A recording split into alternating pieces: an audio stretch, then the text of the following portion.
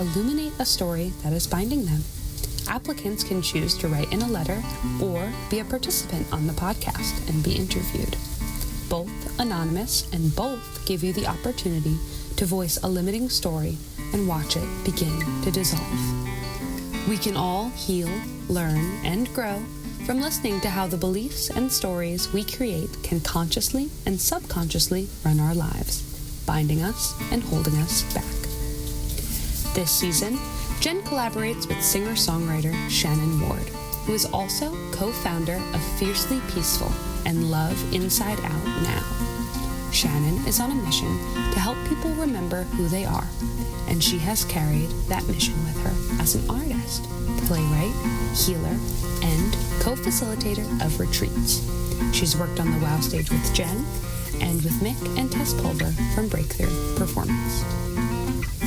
At the end of each podcast, Shannon and Jen will prescribe a song for the participant to help them transform beyond the limiting stories they are telling themselves. Together, let's listen and shine light so we can break through and step forward into our unlimited potential.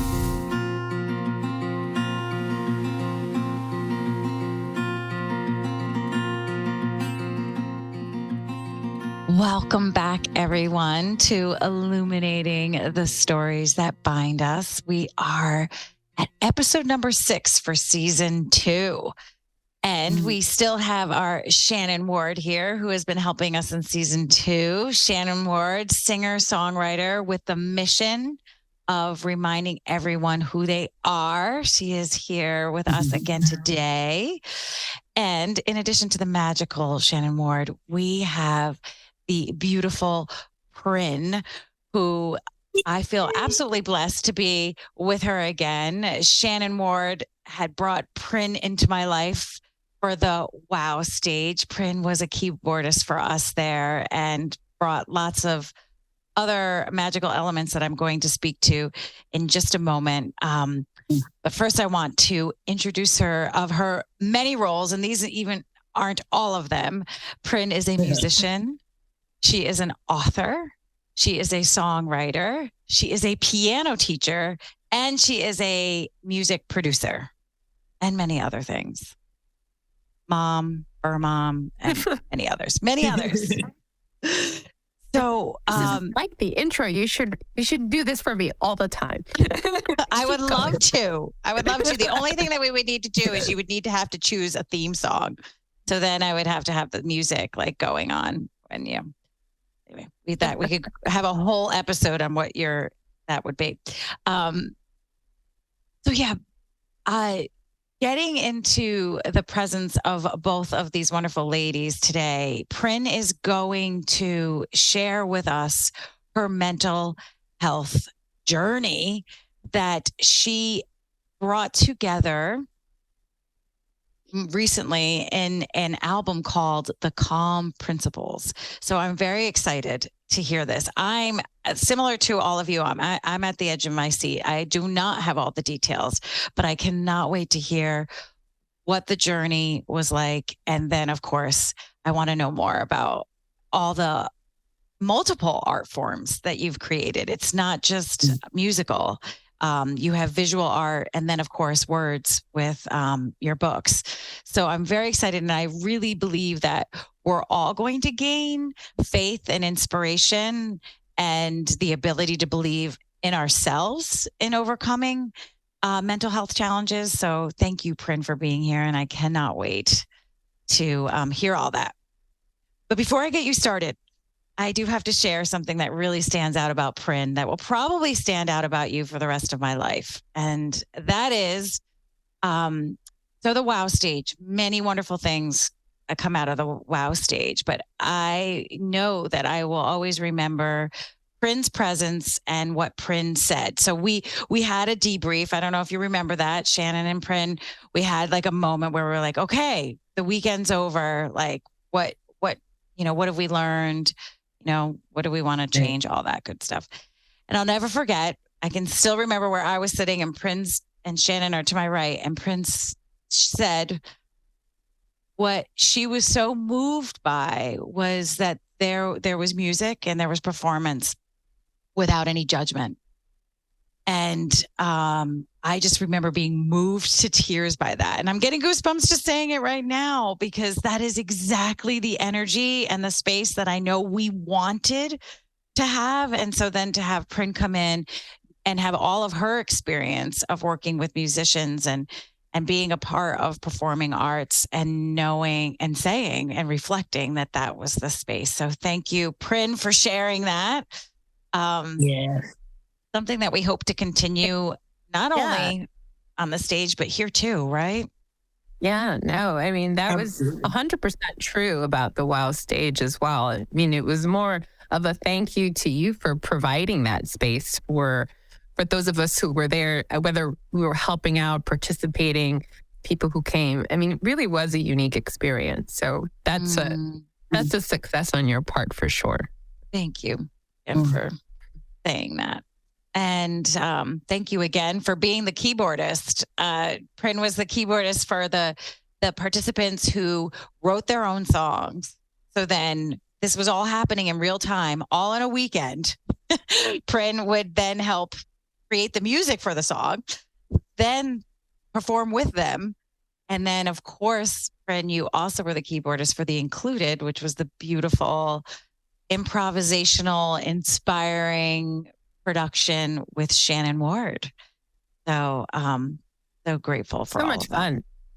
So much fun, right? It really was. We need a redo. We're going to do it again. We're going to do it again. We're going to do it again. I'm in. Absolutely. And if there's anybody who's like specializes in events that's out there and wants to do it with us, let us know. Come to us. Yes. I know. It was a lot of logistics, I'm sure, to get everything organized. Yes. For a lot. Oh, yes. But in the end, I always feel with things like that, you know, it went so well that the goal of the event was achieved, and all the stuff that could have been better or went wrong doesn't really stand out. It's just that, you know, we know maybe what was going on behind the scenes because something had to be adjusted. We had to go with a plan B. Something happened, you know, yeah. But, you know, I mean, those things don't really, you know, matter, but they do cause a lot of stress. So it's definitely an event to plan for sure. Yes, it is. It is. Yep. Someone who gets all of that and from beginning to end, all the nuts and bolts. So, yeah. But we will have it. We will have it. So, as I said before, Prin, I'm at the edge of my seat. I know Shannon is too. We are so grateful to have you here. I don't know if you want, I'm gonna let you take over. I don't know if you want to begin now or if you want to go back 20 years. I just can't wait to hear it. So take it away. Well, first, I'm going to try to connect it to when we met, because I think some of that came full circle, and Shannon sort of knows.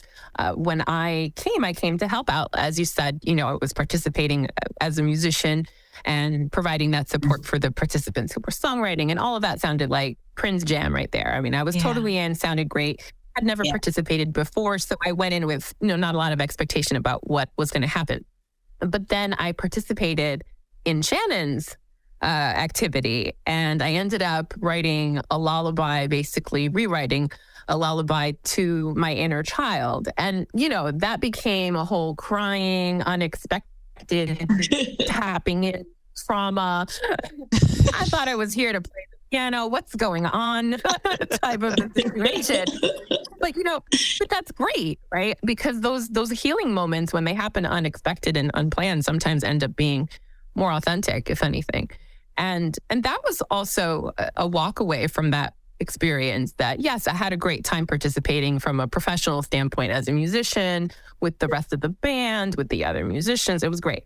But that was something that reminded me very, very unexpectedly about really being open to those opportunities to heal, to confront the past and traumas and things. And sometimes, you know, I'm in a pretty good place in life, but those moments will pop up. You know, so let's just start by saying at no point in time am I you know, I am doing so great. Nothing's ever wrong in my life.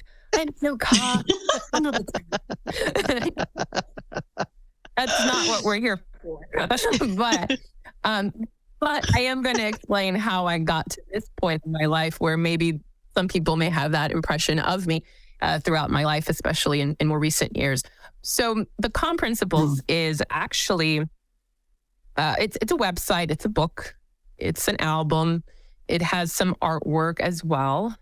It's a couple things, it's a project that I gave it that name in 2020, actually. And we were in lockdowns, and I had different permutations of the same idea for a number of years. I just hadn't finished it.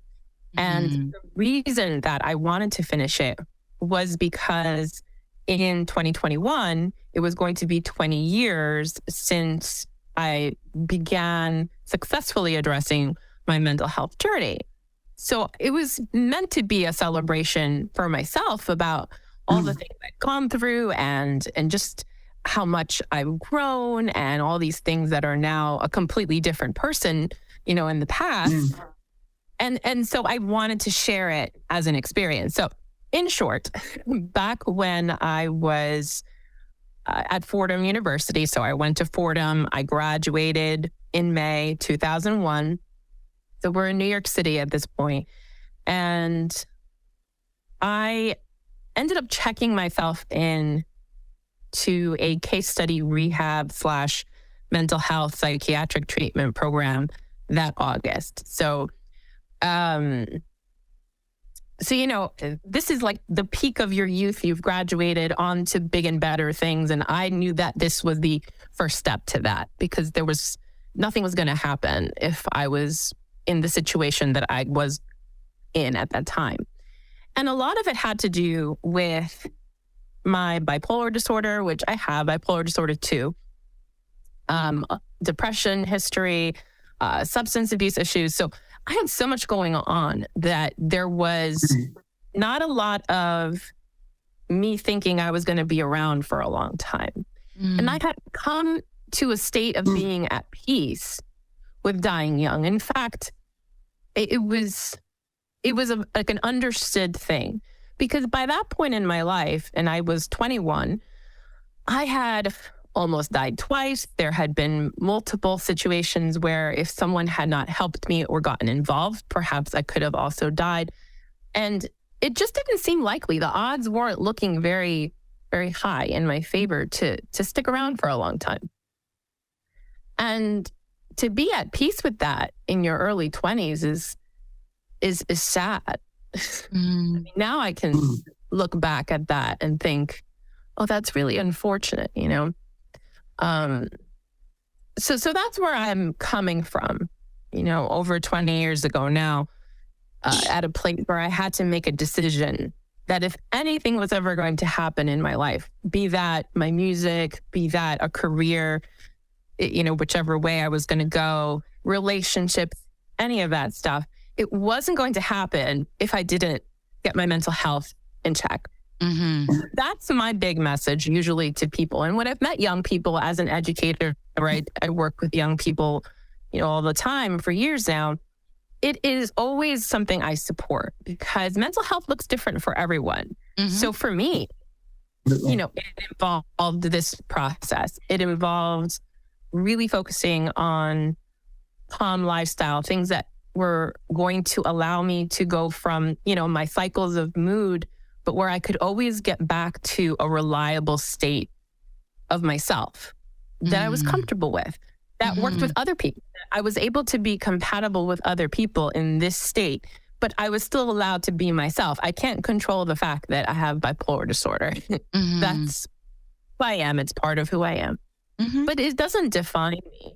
It doesn't have to be, the walk away message that someone who meets me has. I much prefer the walk away message you had from meeting me last year. That sounds a lot nicer than, oh my goodness, Prin is such a hot mess, which is kind of what was going on around that time.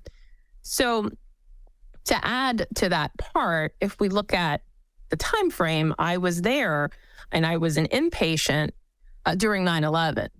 So I was in Manhattan at that time in this inpatient program. And on that day, and that's my date, that's my anniversary date for my mental health journey, which is ironic because it happens to be such a tragic date for other more obvious reasons.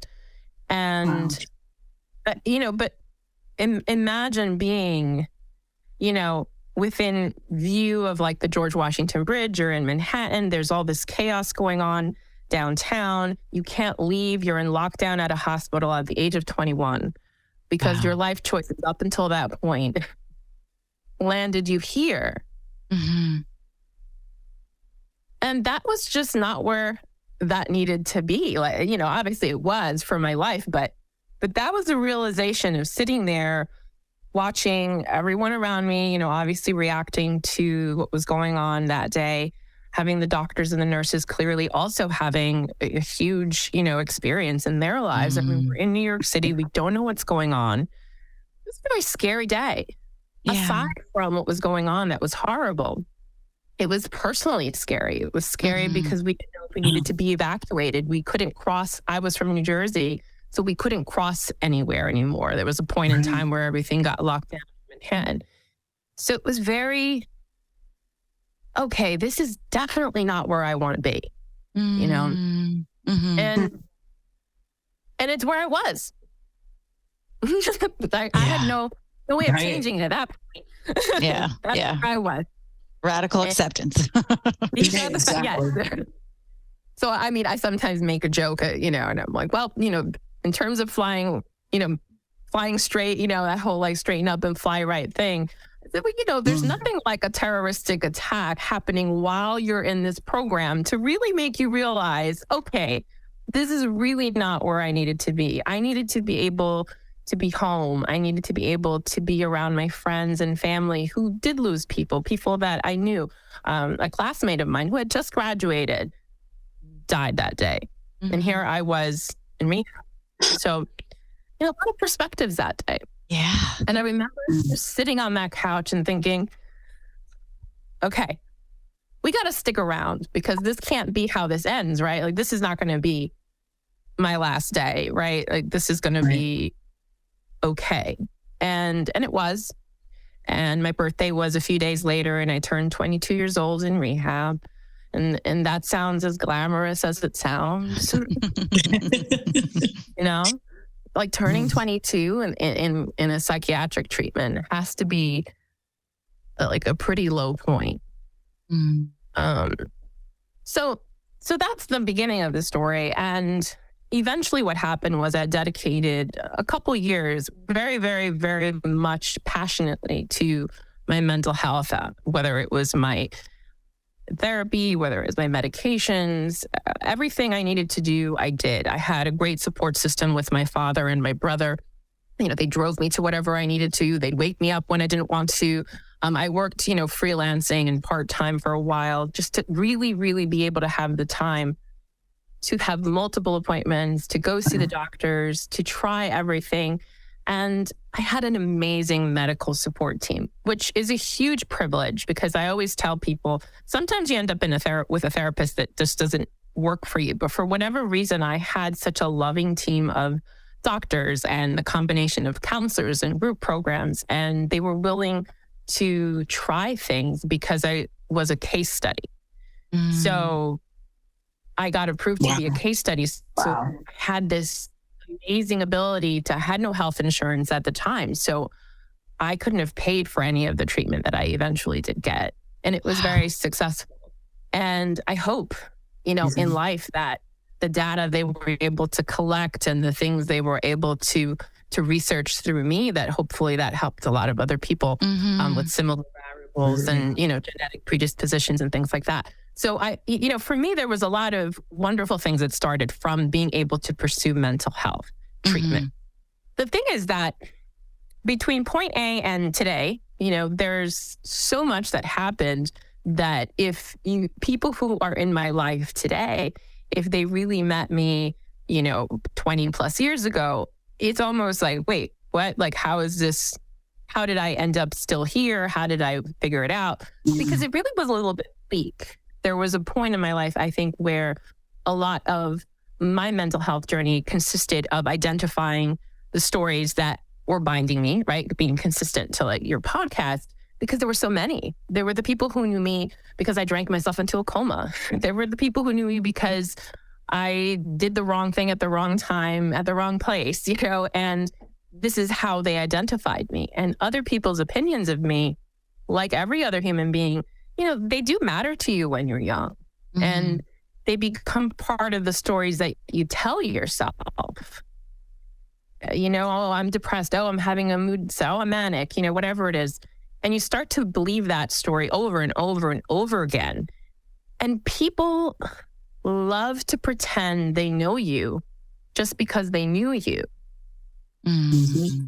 And so it's so hard to grow when you still have family and close friends who know who you were. Mm-hmm. It's a long time to become confident in, this is who I am. This is who I was. This is what I'm doing to grow. And only I know that process. You don't. You only know pieces of what you're saying. You only know how it impacted you. You have no idea what's going on inside my head 24/7. This is my journey, not yours. You're just part of my story. You're not the story. Yeah.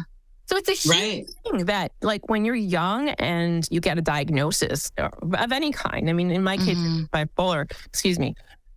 I like my Eeyore. Love it. Yes. Love it. I know that. Embrace your Eeyore. Embrace your Eeyore. Oh, so that was good timing for that. my Eeyore mug. So yes, it's when you're young, it's so easy to let someone diagnose you, to let family members rattle off everything that's wrong with you, to have your best friends who grew up with you and who know you sort of pigeonhole you into this type of characteristic. Mm-hmm. And then now you're trying to take care of yourself, and you're the one living with yourself. You're the one surviving yourself. Everyone else seems to be very much bothered by the whole thing, but it's not their problem. It's yours. It was mine. It was mine to fix. And once I started to have those conversations with my therapists, and I started to really take a look at, okay, am I really someone who has a substance abuse problem, or are there root causes that have taught me really poor coping mechanisms? Mm. And that became the first thing. I don't refer to myself as an alcoholic. Not because there's nothing wrong with, I'm just saying, I refused to do that. It was a big part. It was a big challenge with my doctors at the time. They're like, Prin, you have a drinking problem. Like, what do you want me to tell you? Like, this is what, you are. I'm like, yeah, but that is not the problem. The problem is that I'm drinking. That's what I'm doing to wake up, to sleep, to function, to numb myself from these other things. And I need this to be addressed. This is the part I need addressed, because whether it's alcohol or sleeping pills or, stimulants or whatever it is, or painkillers, like, it's going to be always something. It's always going to be something if I don't address what's wrong. Mm-hmm. Right. And absolutely. I mean, I get like, get to the root, right? And I mean, I think that's not, I'm not saying anything that's like, I didn't invent the concept of getting to the root of the problem, but it's very easy to fixate ourselves with the little things that bother everybody else. Yeah. So a huge, big part of my life, working through all the taboos, the embarrassment, not just from the fact that mental health is diverse for everyone, but that some people don't know anything about mental health because, there's social stigmas, family dynamics, social expectations of people. I once had a very close family friend who has known me my whole life, not invite me as an adult. So this is now in my 30s. So way after all this, I'm married, got kids, my life has been good. They didn't invite me to something with their new in-laws because, and I found this out like later through another like family person. And I was like, oh, I'm so confused. Why didn't they invite me? They're like, oh, they were scared that, they were going to be serving alcohol and maybe like, you'd cause a scene or it would be a problem. And I thought, when was the last time that was ever a thing in my life? I said, wow. One time that this person attended one of my birthday parties, one time that I know that my behavior wasn't great. a lifetime of knowing me since I was born. And just one birthday party is what defined me to them. Talk about pigeonholed. Man. It's like what? How does that even happen? And so here's the thing. Here's the thing about going to the calm principles. I can't control that. I cannot control whatever that perspective was. I have no idea how it happened. I understand that it stemmed from this example of that birthday, that they were there. But my goodness, if that's what you're holding on to about me, you're missing out on all sorts of wonderful, amazing things about me. Absolutely. And that becomes a you problem and definitely not a my problem. Because I can't control you. I can't control Shannon. I can't control anyone in my life to, strong arm someone to have a perspective of me that I would prefer, right? It just doesn't work that way. Yeah. And that's when it's hard to feel pride about surviving certain things in mental health. When I dragged myself into a coma, I was 18 years old. And I was 18 and I was 22 when I turned in rehab. It was a pretty chunk of time.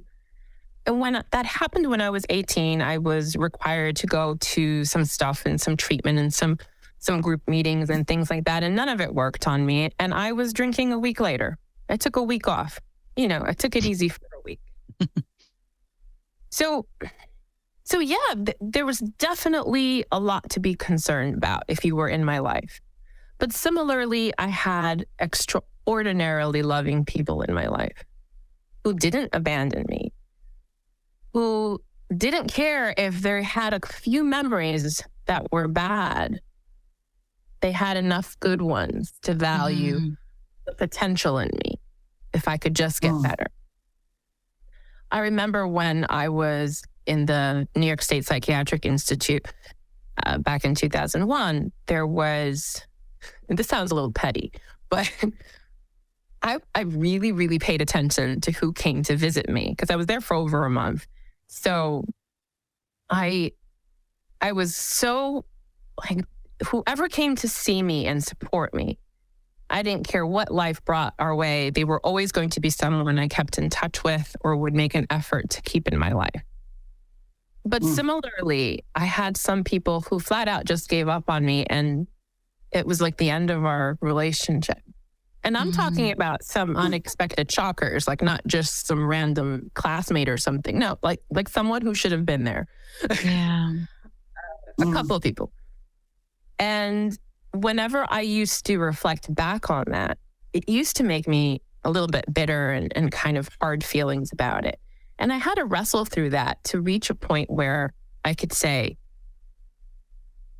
they reserved the right to remove me from their lives. It sucks.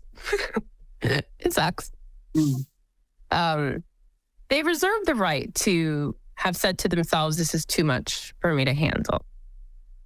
Or I love her or I care about her and this hurts too much and I can't deal with it.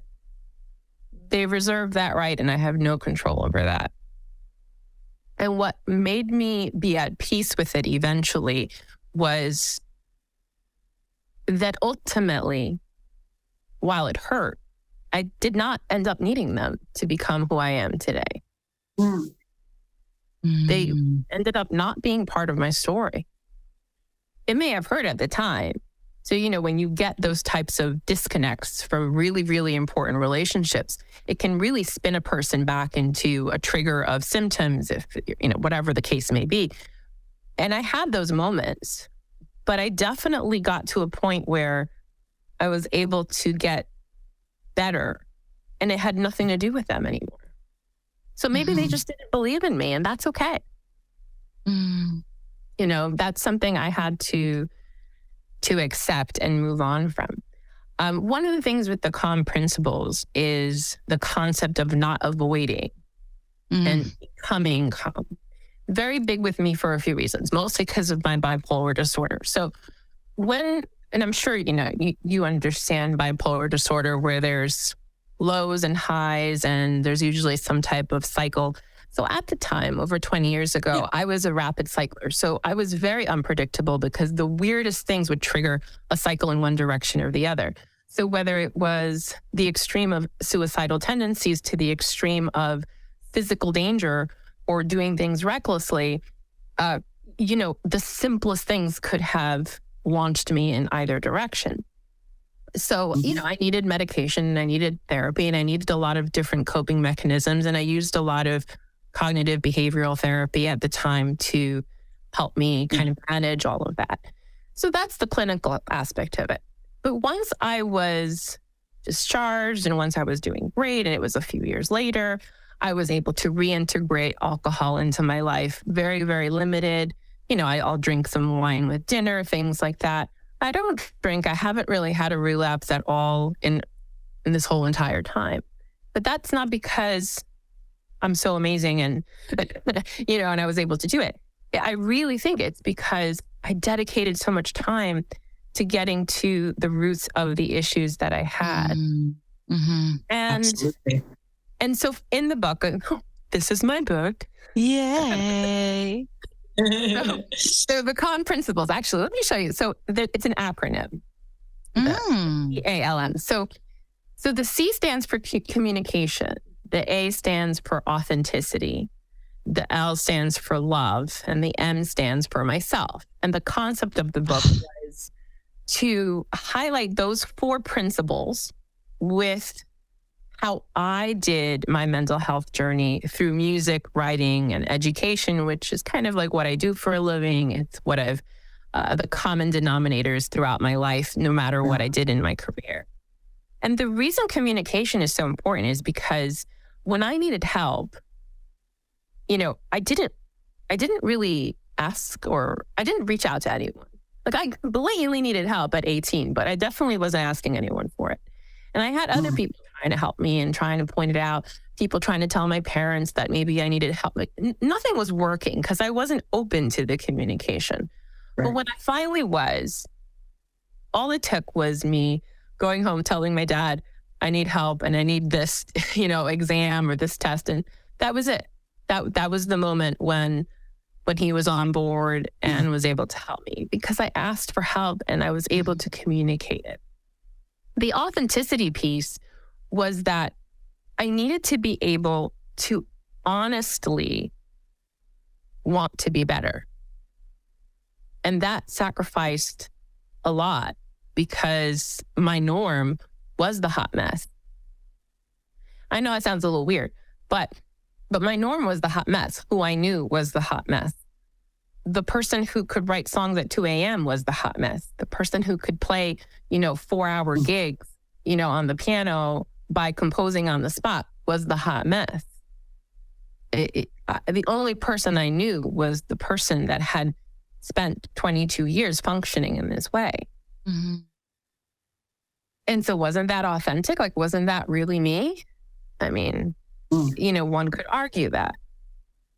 It was very hard to let go of her. Mm-hmm. I mean, it was hard because all of a sudden, all that noise and chaos that was part of being bipolar got very quiet. Mm-hmm. Yeah. I had to make an effort to create. I had to make efforts to really function and think and develop new routines and new normals for myself. And it felt not authentic for a while. I would say it probably took a few years of almost feeling like I was meeting everyone for the first time again, family and close friends included, because everything was different. I was different. The pace of my brain was different. And that authenticity translated to a lot of things. I wanted to be able to write. I wanted to be able to do my music. I wanted to be able to work in education. And I also worked in counseling for a while. And I wanted to make sure I was sharing something that was real, being real about my past and myself. And I remember my first book was back in 2005, and I was I was in my mid-20s, and it was an anthology of just poetry and creative writing and a little bit of the autobiographical inspiration of my journey at the time. And some pictures and all that stuff. It's a good book. Obviously, I wrote it in my early 20s, so I kind of cringe a little bit. But I do. I have one of the rough copies here. I mean, even just the picture. Look at me trying to be all hot. It's cute. Yeah. So it's a little cringe, but it was totally coming from an authentic intention of wanting to share who I was for the first time. Because this was about, maybe I was 24, 25 when I was working on it. And at that time, I was working full time in education. I was doing so well by then. And I had such weird reactions to this book from people in my life. Aren't you embarrassed to talk about this? Why did you talk about, being in rehab? Wow. Problems. Well, why couldn't you just publish the poetry without any of the explanations? Like, now everybody knows what was going on. And some of it was like, well, okay. And I got to tell you, it worked. And I ended up taking the book out of print. Yeah.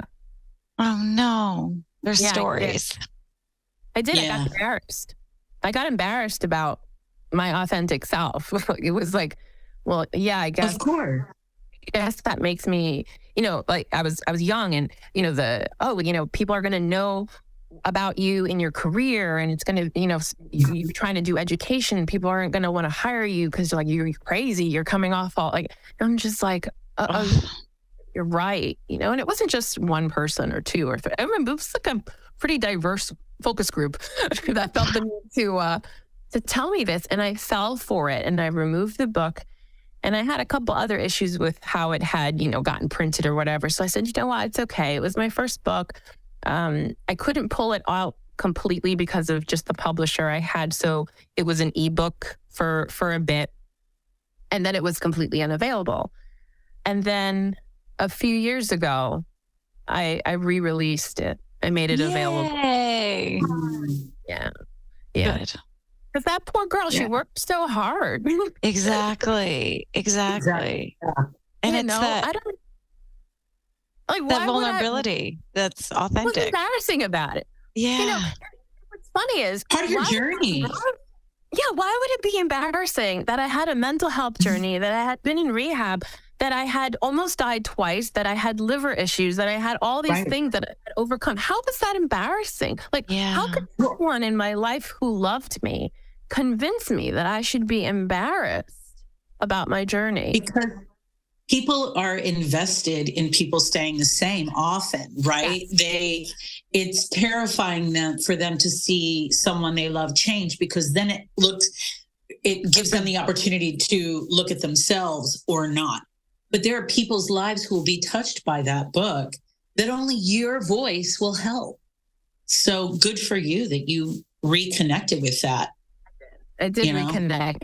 And I felt that was a great full circle of respecting who was authentic Prin back then. Because that's the thing. There was a point when I was, hitting my 30s. I had met my husband in my late 20s. We dated for a few years. I became a stepmother. I got married. I was 30. I had my daughter.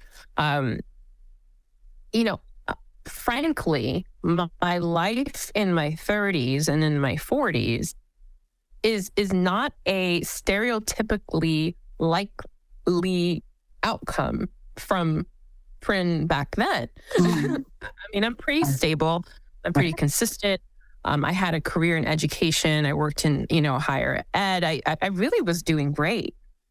And the thing was, I didn't sense a whole lot of happiness or belief in that person. Like the new person that I had become, going back to the family friend who didn't invite me because of this one birthday, 10 years later. So It was the same. And sometimes when we have those people, those voices in our lives that tell us something about ourselves, it's true. I was a hot mess. It's true. There were things that were embarrassing. There are moments that I wish some people didn't have to witness. Absolutely. But they did. And I can't go back in time and delete that from your memory so that you're not so bothered by my mental health journey. I mean, really, that's what it comes down to, right? If there's a family member or a friend who's sitting there being super bothered by the fact that you are living with a mental health journey, well, my goodness, I'm so sorry to bother you with my existence. I mean, at that point, and you know they have one too. You know they have one too. Yeah. Exactly. Exactly. Podcast for that, but yes, absolutely. But you don't see it that way when you're in the middle of that growth process, because it's so easy to get embarrassed. It's so easy to fall for the social constructs and the taboo stuff and the things that, you know, people make you think that there's an expectation that you should be, you know, hush hush and quiet about, you know, things that you have survived or things that have gone wrong in your life. But to me, it's like, well, that was what made me who I am. It's what actually makes me a really good teacher. Mm-hmm. I know because of my experiences, I've had amazing student teacher experiences. And I'm proud of that. Mm-hmm.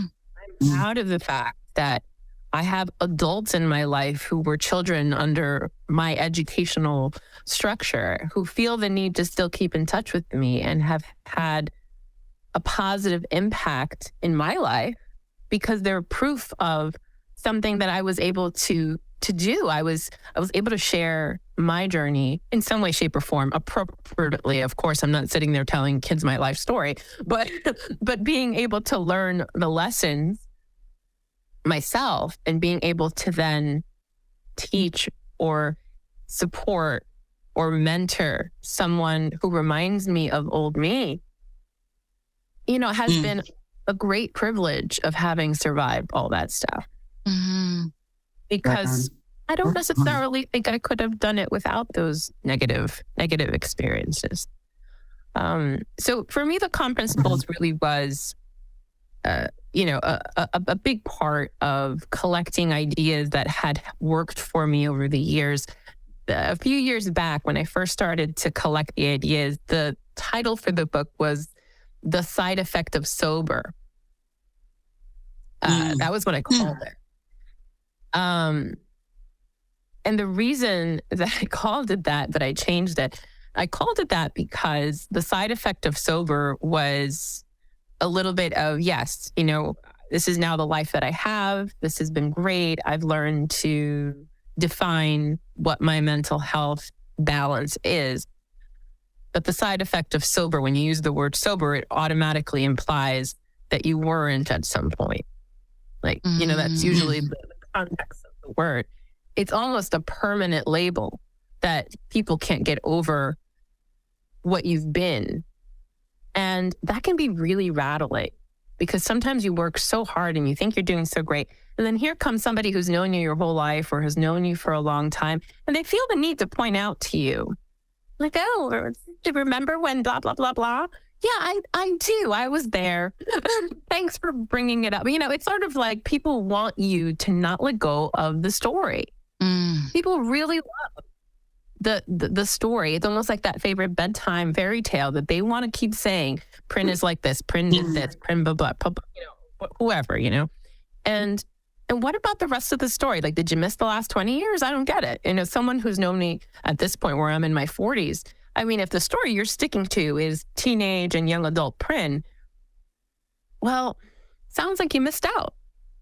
Sounds like you're missing out on who I really am. And that enters into the L for love in the calm principles, because you really do have to start loving yourself and your authentic self. And you have to start loving everything about it, the good, the bad, the ugly, the mental health success and the mental health failures as well. Everything that has gone right and wrong is part of who I am. And why shouldn't I love that? And why shouldn't someone else love me for that, right? Because everything about me is a compilation of all these years I've been here on earth for however long I have the privilege to be here on earth.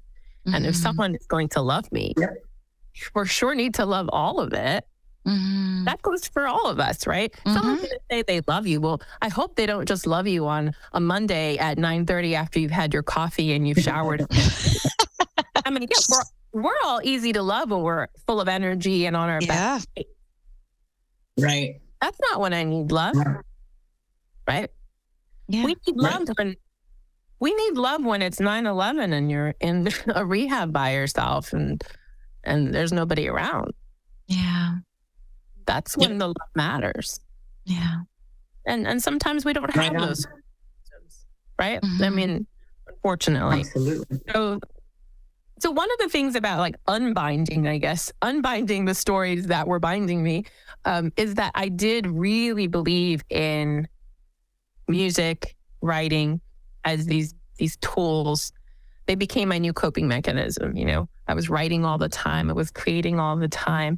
I was expressing, I was communicating. And so that really became wellness tools for me. And I do believe that is a great way for people to explore mental health, because you can have a therapist and it can complement so many things. I mean, there are many therapists today that use, music and art therapy and all sorts of, journaling and logging and things. And so there's so many ways to do therapy today that it's such a nice thing that has developed over time. A few decades ago, I think maybe we had limited access. If you were a young person, maybe you really depended on your parent making a decision, and that decision may not have been the best fit for you. But now I feel like we're getting to that point where there's so many different mental health options available that the more we talk about it and the more we let people know, mental health treatment isn't just this tiny little box that this is exactly what everybody has to do. Right. There's so many different ways. And sometimes if something's not working, you need to change it. You need to try something else. I think that's what I learned from having been part of a case study, was that I remember one of the things that I was being treated for was my insomnia. And, that's more of a physical ailment too. Mm-hmm. Nothing was working. So there came a point where I remember they were getting a little frustrated because, just frustrated from the amount of time it was taking. And that was actually the last of the things in my life that I, everything else was going well. And there was progress, but my sleep cycles were the last to get in line. And sometimes I still struggle with sleep. I still have some issues. I think that's very aligned with having bipolar disorder too. Like if there's any fluctuation in my life, that sleep is the first kind of little, something's wrong because I'm sleeping too much or I'm little is usually the first cue for me to know that I need to do something else to make sure I don't spin into a cycle. But for me, I like to call it like the keeping the reins on the chariot, because it's going to go. I let myself feel the emotions. I'm going to feel angry. I'm going to feel upset. Being calm is not about avoiding myself. It's not about pretending that I'm the most positive, calm person on the planet 24/7, because that's not true. Shannon can vouch that I am not always calm. So Shannon and I, just a little sidebar. It's part of the deliciousness. It's all part of the juiciness of it. I'm here for all of it, Mama. There was as a music production, when we worked together, there was like the one time Shannon came and we were working in person, and it was late and we've been working for a long time. But I definitely reached that point of like, listen, girl. Like I went from nice to spicy in like 5 minutes. It was funny. No, it was. I was laughing. Yeah. It's all good. It's all good. Because I know how to take care of myself too. I don't take stuff personally most of the time. And if I do, I'm like, all right, I'm taking that personally. Yeah, definitely. So yeah, I mean, I think a big part of, again, the acronyms for calm is knowing myself. And I apologize. I think at one point I was like, I'm sorry if I was too harsh or whatever. And I'm really good at trying to be accountable for when I mess up. That's a huge part of my mental health journey, is to not run away from things and not avoid things, and to be able to address it so that I can resolve it. So for me, resolving things is super important. And that's not always going to be very quiet. So being calm is not about being silent all the time. It's not about avoiding things that bother you. It really is about allowing yourself to express what you need to as fully as you need to, and then being able to now resolve it so that you're calm again. And now this conflict is in the past. And having that pattern in my life as the coping mechanism has been the difference in my life, because I would say for the past decade of my life now, I'm in a very different space, where it takes a lot to get me to a really bad point. So the 365 days of the year, most people will experience a calm version of me. But there's going to be that handful of days where I'm definitely not calm. Yeah. That's true for all of us. Yeah. That's true for all of us. I think that's powerful. It's beautiful. Well, it's real. It's real. It's real. It's reality. And I think that's also goes into like imposter syndrome. That's like one of those like really trendy words that everybody's using these days. But, sometimes like you think that, well, if I'm posting something on social media, I'm only highlighting the good things. I'm not talking about, I'm trying to promote my music. Maybe I need to talk more about myself. Oh, well, I get back into that embarrassed feeling of, well, this is too taboo. Should I talk about this? Should I not talk about that? And the thing is that in the end, a lot of our current social media culture, tends to push a lot of the positive, superficial sort of highlights, kind of the highlighted life. But the ugly and the messed up is the most relatable. And I think sometimes with mental health, we don't talk about it enough. Even when we do talk about it, we don't talk about it enough, because there's this almost social hesitation to talk about it for too long. It's like everyone wants to raise awareness for mental health, but then we don't really want to talk about it. We don't want to get too personal about it. We don't want to get into too many details. And the thing is, that's not how we raise awareness. To me, I've had, like I said, so many people in my life who have come and gone, and those who have remained, who are my very dear friends or support system, people who did believe in me and who did support me. It's because they were able to communicate. They understood that part of being authentic is growing and changing and allowing the people around you to grow and change. And that love wasn't just loving me on the good days where my mood disorder didn't bother you. Okay. Loving me was loving me on the days that my mood disorder bothered you. Yeah. And that's part of being true to myself and true to other people in my life. Because if I'm true to myself, then I can provide a much better companion, friend, family, colleague, teacher to others in my life. I can be a better person for you if I'm truly being a better person to myself. And I think that is very calming. That is a very, like a big focal point in my life, is that I need to always make sure I'm taking care of myself, because I don't, and I'm responsible for other people in a variety of ways. I'm a mom. Obviously, I have a family.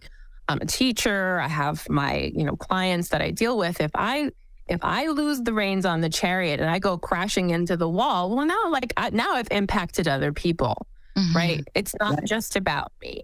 So there is a little bit about mental health that should involve other people, but not in the way that it's like, oh, I'm embarrassed because it's going to affect someone. No, I need to take care of myself because I want to be the best version of myself for everyone I love. And for myself, of course, but like for everyone I love, I want to be able to be there for you. I want to be able to not have a mood disorder cycle that goes so badly that I may end up having some type of major crisis. I don't want to put my daughters through a situation where they lose their mom. Right. Those are motivational things for me. Everyone has different types of mental health things. So I'm not going to blanket statement it. I mean, obviously, if someone has a different diagnosis than bipolar disorder, it may look a little different for them, how they interact with the other people in their lives. But for me, it absolutely taking care of myself and staying healthy is about wanting to be around, because what a privilege to be around. You know, like Shannon, you know, she knows I lost my brother 2 years ago, and he was just shy of turning 48, and he died suddenly in his sleep. It's my older brother. Yeah. And he's not here anymore. And in his case, you know, it's like the last thing, I always expected him to be there because he was my older brother. And why would he die at that age? And why would that happen? And to realize how short life can be, and that I was the one that had the high odds of dying, right? But here he was, you know, he drank normal, never did drugs, you know, always listened to mom and dad. Yeah, he was supposed to be around for a while. Yeah. Right. He wasn't.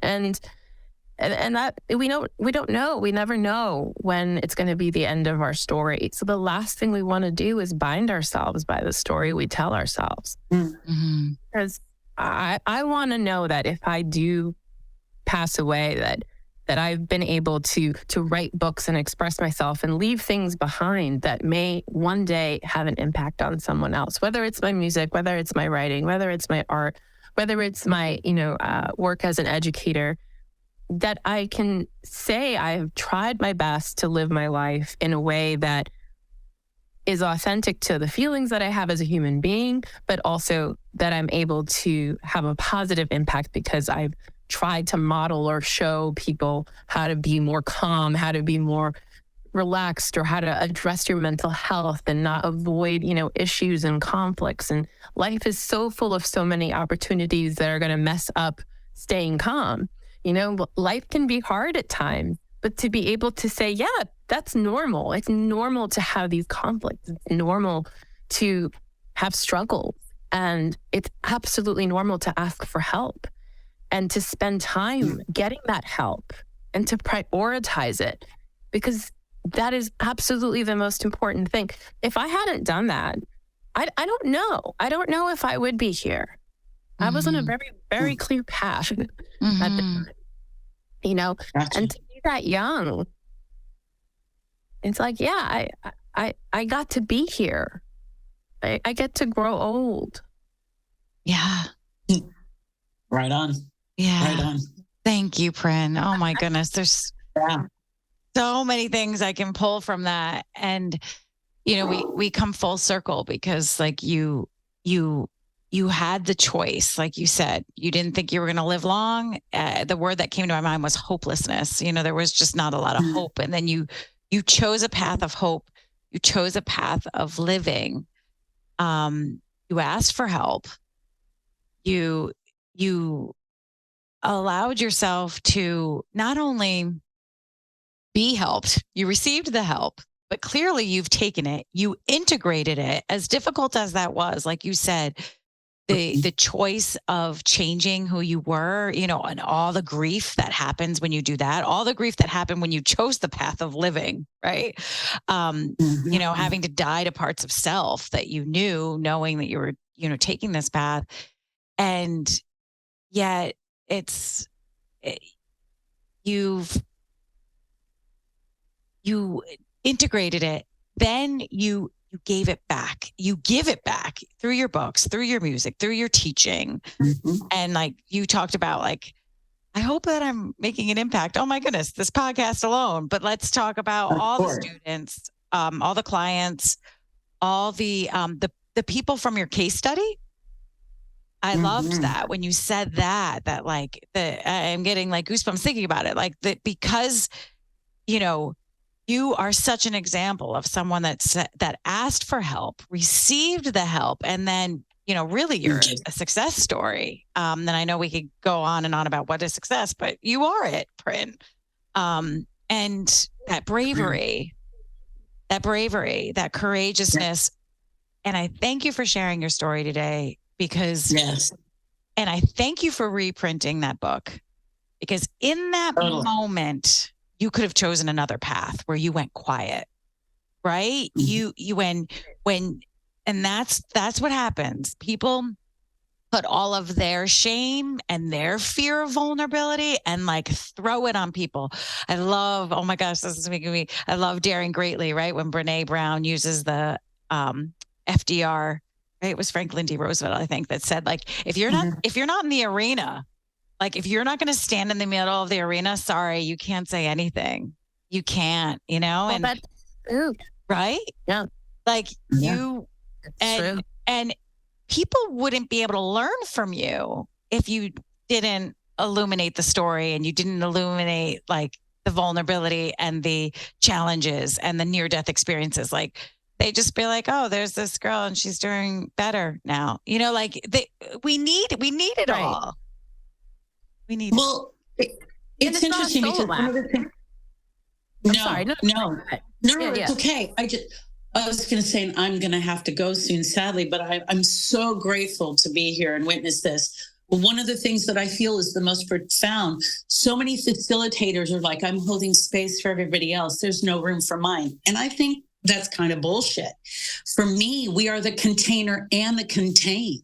It is that very act of sharing who we are when we're in the arena like that and being students and teachers all at the same time. We may have the honor and privilege of holding space, but we are also that space. You know, we're in the middle and out. And I just think it makes us more vulnerable and more authentic and believable and connectable because people want to know that you've been through what they've been through or that you have a listening and that you're not removed from it. You know, it's not maybe who you are, but it's part of your story. Yeah. So I'm so grateful for all of it. I know. I'm so grateful. And like I said, I think what you've shown to us today, Prin, is not only did you illuminate, you know, your own stories and break through them and live a fully expressed life and continue to live a fully expressed life, but you did not allow other people's stories to bind you. I feel like that is one of the biggest things that I'm taking away. They did bind me. I just kept trying to, you know, pull the string off of it so that I could. That's more what it is. I mean, I certainly am still, you know, susceptible to the binding pattern for sure. But yeah, I agree. And I think with Shannon, you know, one of the things too is as a musician or as a collaborator and songwriter with other people, you know, that's also with the calm principles and the music and the sound healing, like the healing that takes place from expressing yourself with music is also very relatable. That's why music is so important. Right. But people love a song sometimes simply because they feel an emotion because we love to feel and we love to feel connected to other people and understand that our experience is not alone. I think that's important. And music does that. Yeah. Mm-hmm. Well, and you're amazing to work with because there's so many pieces that you hold. I'm so grateful. We met each other in a class that we took. And I was like, man, it's the best money I ever spent, not for the class, but for the connection with this woman. I mean, literally, it's so precious and powerful. And what we're working on together and will continue to. Will you show me some art? And then I have to go. But will you show me your art? I want to see it before I have to hang up. So I'm going to show you two pieces. I'm going to show you this one because this one is called Stay Calm. I don't know if you can see it properly. Oh, and it's a healing bowl. So beautiful. Mm. And there we go. I think a little glare. Love it. So you have the singing bowl and you have the shadow of what looks like a person with a helmet that's holding. Love that. I think that's a good metaphor for what we were talking about today. Totally. Yeah, I mean, I love sound healing elements, but we got to be realistic. We're not always going to be super zen, super quiet, super positive. We have to allow our humanity to just shine through. And then I want to show you this one because it's the cover for the album. And I love it because it's a real picture. I don't know if you can see it well. It's that's a photograph? It's a photograph I took down the Jersey Shore. And there's a seagull. Oh my God. It looks like a painting. It's about centered. And it's not, it's a picture. And then I just, I did a little bit of the light editing and then that was it. I love that picture and it became the album. That's incredible. For the cover. Yeah. We could talk forever about that. I love you both. I love you both so much. Continue on. I love you both. I'm so sorry I have to go. Thank you, Shannon. Thank you for connecting us. Yes, thank you so much for connecting us, such a Shannon. joy. Thank you. And Such a Prin, joy. thank you so much for everything that you shared with us today. And we will carry this on, and it will continue to be a ripple effect. And I'm hoping inspiring people to ask for help. I'm hoping to inspire people to share their story. I'm hoping people to not be ashamed of any mental health challenges, bipolar disorder, whatever, to not have the labels define them, and to not have other people's fear define them. I really hope that that's. And I hope, and I'm so grateful that, you invited me to your podcast and that I was able to share. I don't actually often get to share the story like this, in a conversation. It's not necessarily something that, like I said, we don't talk about it enough. We mention it, we talk about it sometimes, but you have this amazing podcast where people get to share stories about the things that bind them, the stories that they tell themselves, and connecting that with music as well, and how that can help us. So it's such a great fit. I'm so happy that you invited me. Thank you, Prin. Yes, I am too. I took a ton of notes, and I feel like there's still more that we could pull from this. So thank you. And I know that we're going to. I'm sure. I don't even know when we started, but I'm sure I gabbed away. I apologize. Oh no, it was wonderful. It was wonderful. I loved it all, and feel like everything was just really beautiful and important. And I know we're going to close with one of your songs. Do you want to share what song it is? I am going to close with one of the songs from the Calm Principle, and it's called The Storm Within. And it has mostly instrumental sound healing, some sound effects that, some people would recognize if they're into Hertz frequency music and things like that. But there's a little bit of vocalizing from me as well. So hopefully yay. So everybody can listen to that. And I'm going to make sure everything in bios and descriptions and all that have your website, which awesome. Your website because you said the website for Calm Principles, there's the book, and then there's the album. Yes. Oh, thank you, Prin, for being you and everything that you shared today. Thank you so much. And thank you, listeners.